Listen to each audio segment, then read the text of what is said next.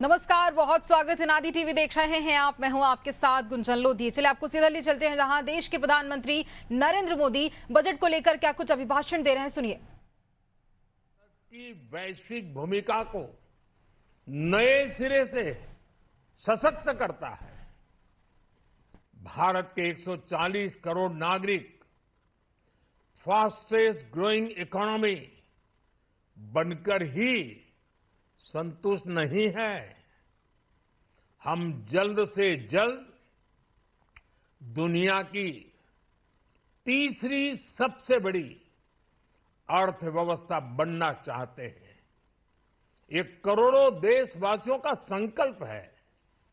दुनिया के एक ट्रस्टेड डेमोक्रेटिक पार्टनर और ट्रस्टेड क्वालिटी सप्लायर के रूप में भारत की भूमिका लगातार बढ़ रही है।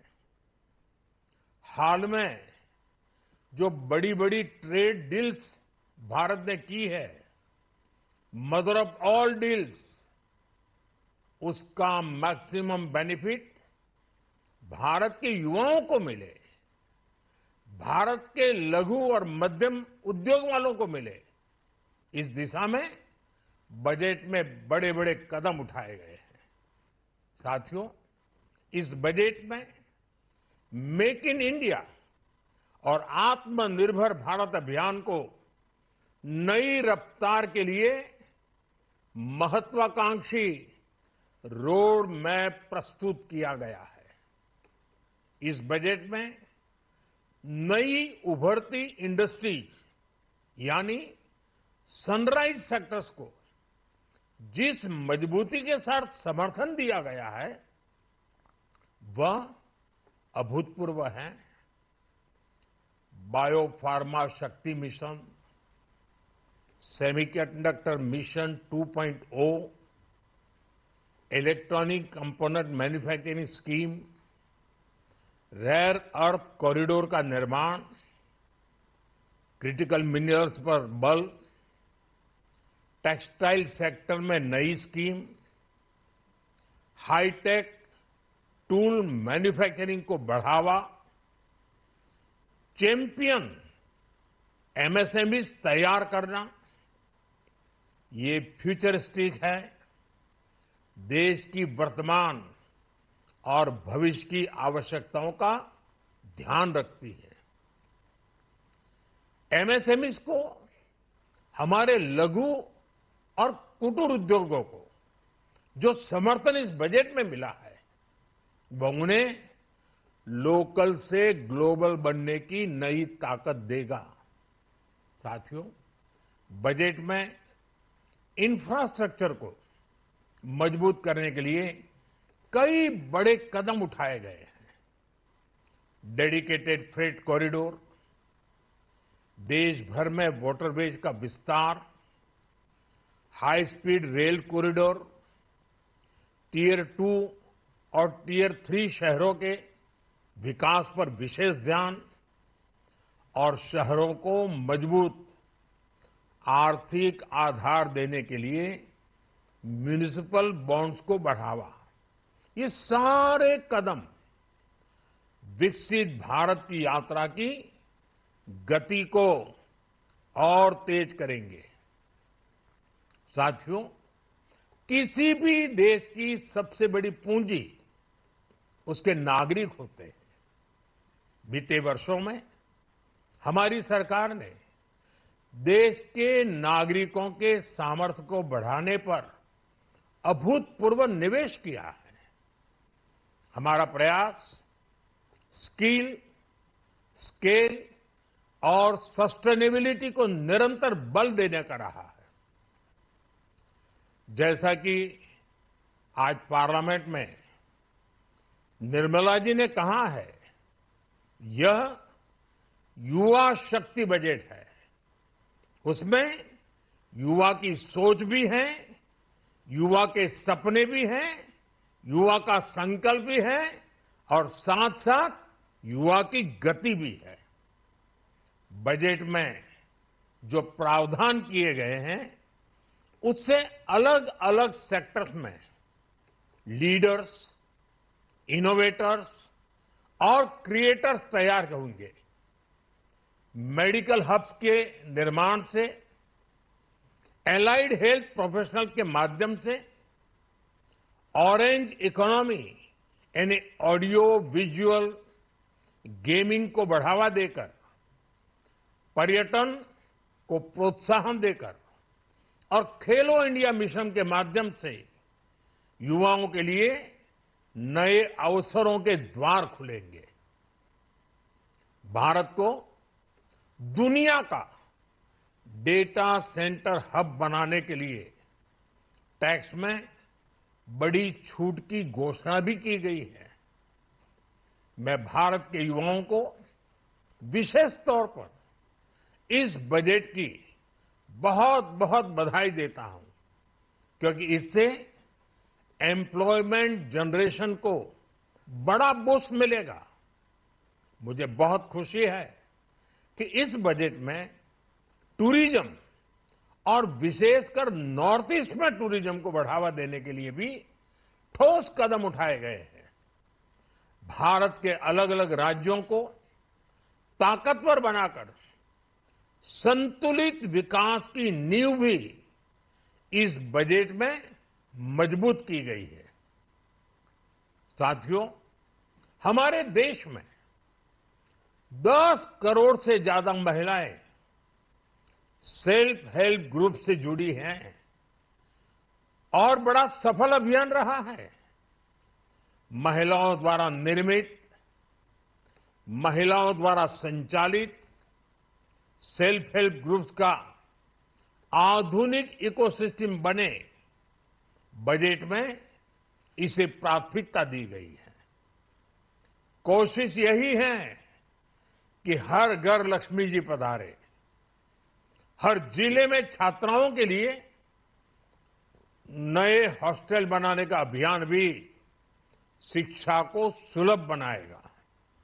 साथियों, भारत की कृषि, डेयरी सेक्टर, फिशरीज, इन्हें हमारी सरकार ने हमेशा सर्वोच्च प्राथमिकता दी है। इस बजट में भी नारियल, काजू, कोको और चंदन की पैदावार से जुड़े किसानों के लिए अनेक अहम कदम उठाए गए हैं। भारत विस्तार एआई, इस टूल से किसानों को उनकी भाषा में जानकारी मिलने से उन्हें बहुत मदद मिलेगी। फिशरीज और पशुपालन में उद्यमिता, उसको बढ़ावा देने से गांव में ही रोजगार और स्वरोजगार के और ज्यादा अवसर बनेंगे। साथियों, ये बजट एम्बिशियस भी है और ये बजट देश की एस्पिरेशन को भी एड्रेस करता है। मैं एक बार फिर निर्मला जी और उनकी पूरी टीम को इस फ्यूचरिस्टिक बजट के लिए, संवेदनशील बजट के लिए, गांव, गरीब, किसान का कल्याण करने वाले बजट के लिए बहुत बहुत बधाई देता हूं। बहुत बहुत धन्यवाद।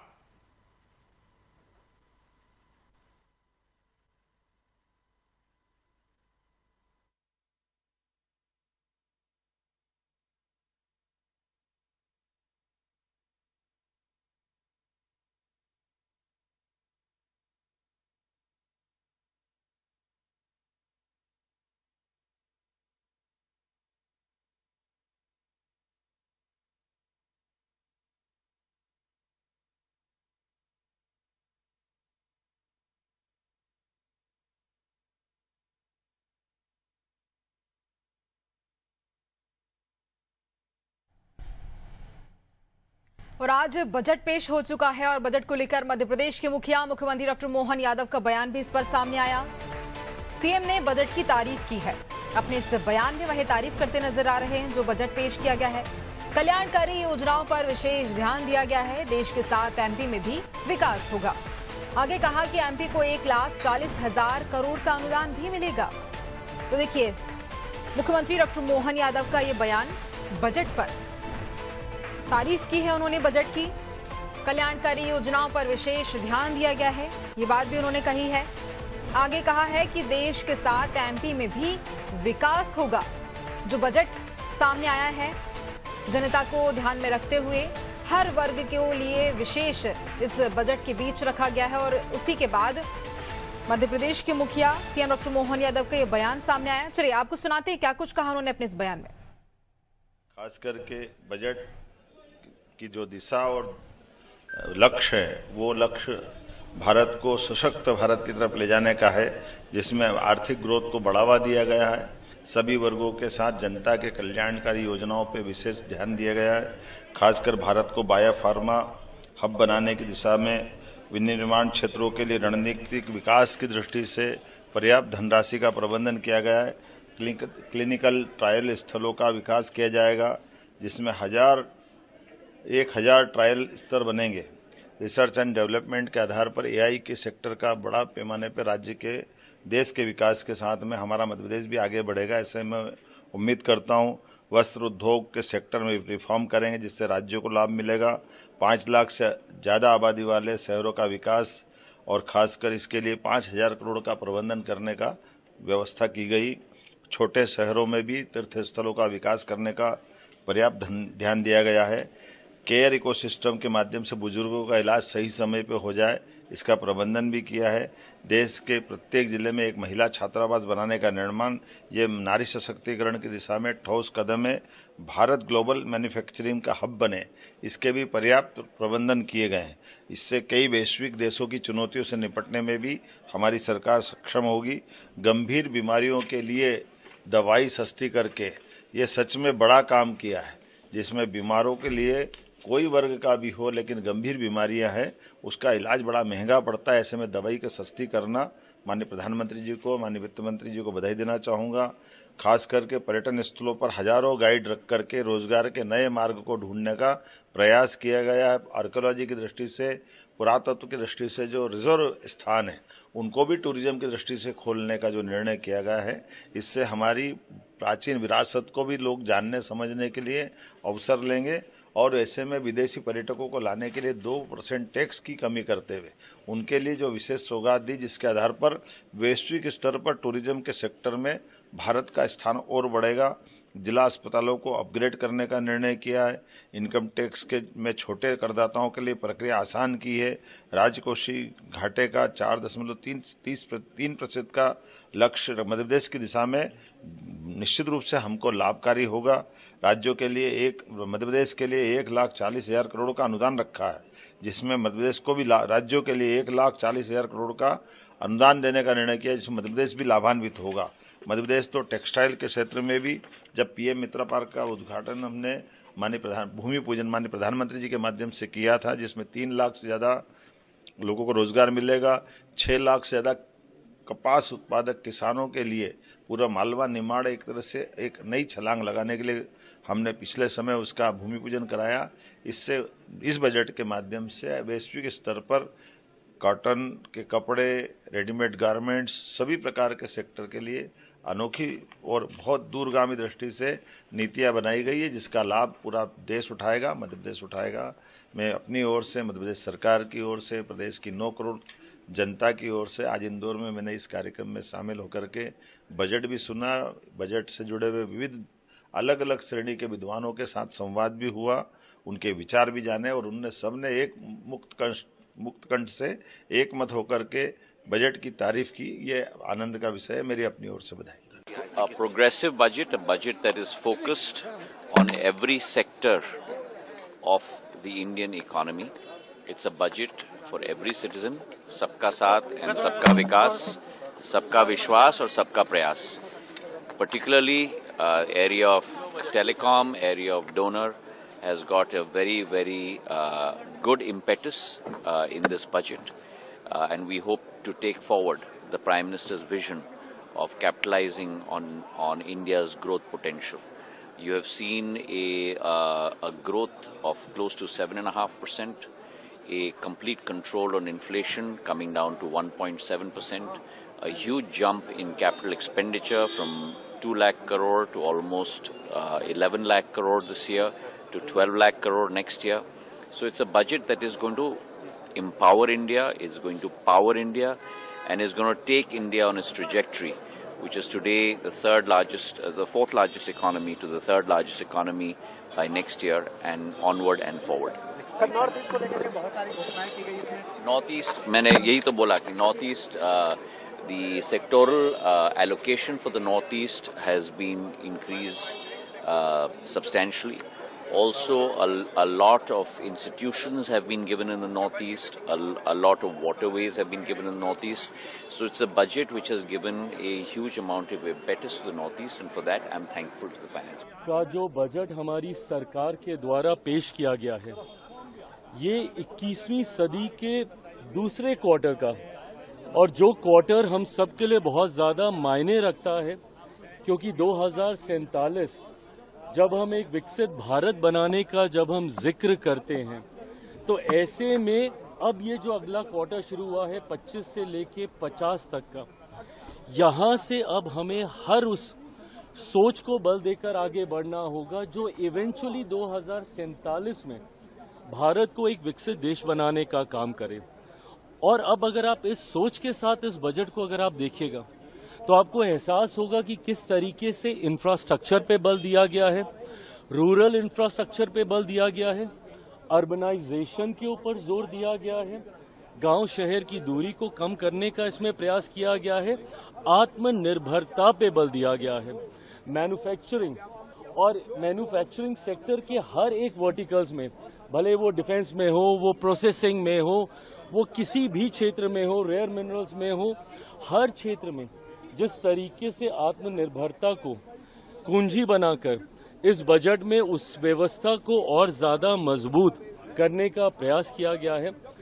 युवा शक्ति को केंद्र में रखकर जितने ये सारे वर्टिकल्स एक्सपैंड होंगे, उतनी ही जॉब अपॉर्चुनिटीज भी क्रिएट होंगी।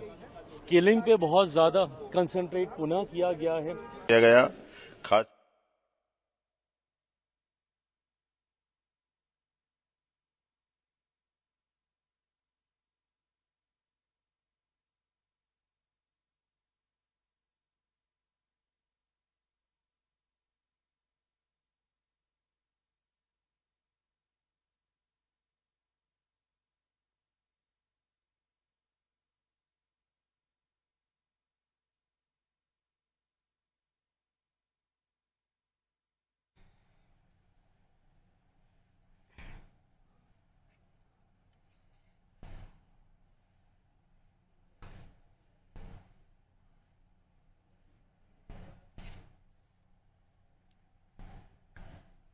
मोदी 3.0 का तीसरा बजट ये पेश हो चुका है और इसी पर उत्तर प्रदेश के मुखिया क्या कुछ कह रहे हैं, सुनिए।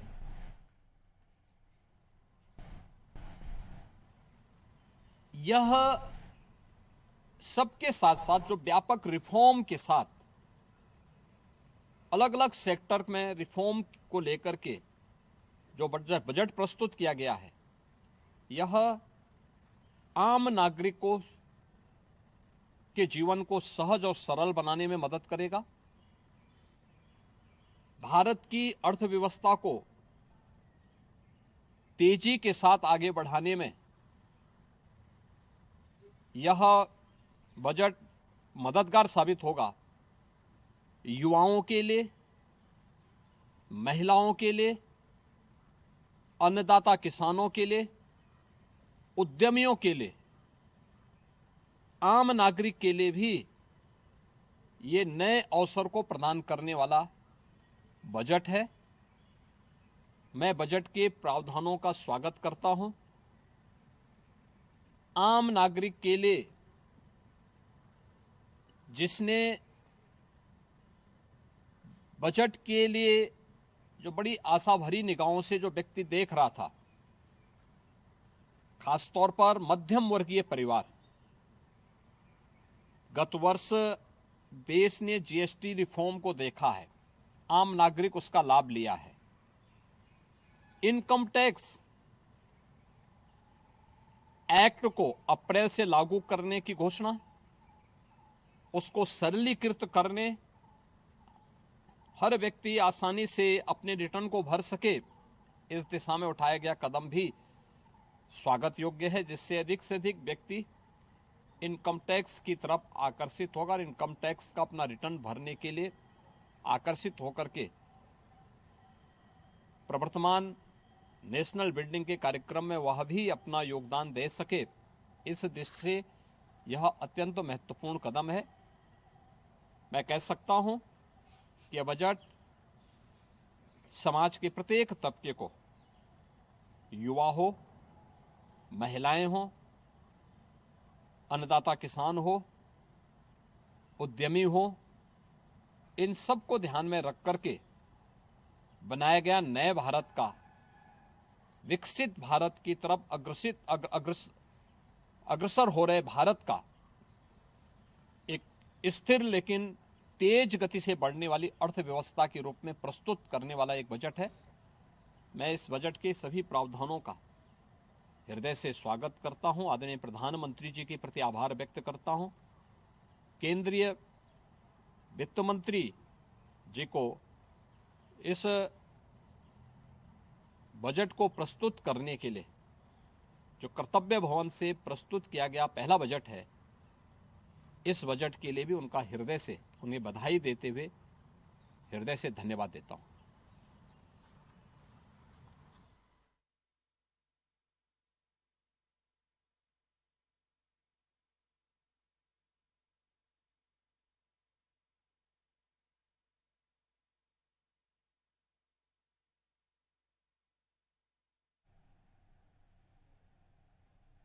और इसी के साथ मुझे दीजिए इजाजत। बने रहिए अनादि टीवी पर। नमस्कार।